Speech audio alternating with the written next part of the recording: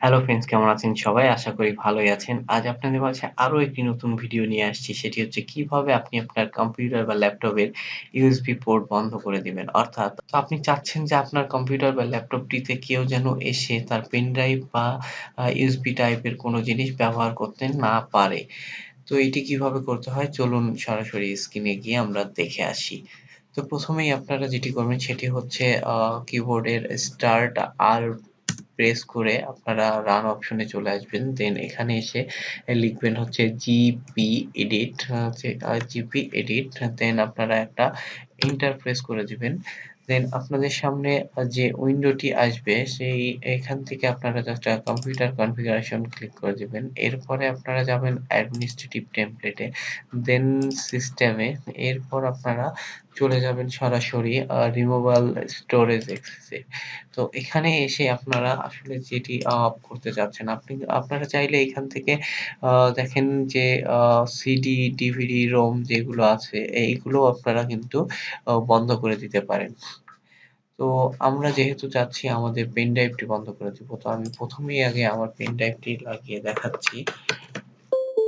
আমি পেন ড্রাইভটি লাগিয়েছি।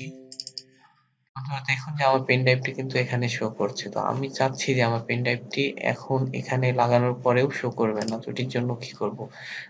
তো আমরা এখানে এসে just removal disk read access অপশনটিকে ডাবল ক্লিক করে নিব। দেন এখানে এসে এনেবল করে ওকে করে দিব। এরপর আমরা রাইট অ্যাক্সেসে আসবো। দেন সেম ভাবে এনেবল করে ওকে করে দিব। তো এইবার কিন্তু বন্ধুরা আমার পেন ড্রাইভটি কিন্তু আর পাবে না। তো দেখুন যে এখন কিন্তু আমার পেন ড্রাইভটি আর আমার পেন ড্রাইভটি কিন্তু আর পাচ্ছে না। আমার এখানে কিন্তু পেন ড্রাইভের পোর্টটি শো করছে, বাট এটি কিন্তু কাজ করছে না। তো আমরা এটিতে যদি ডাবল ক্লিক কি মেসেজ দিচ্ছে? Location is not available.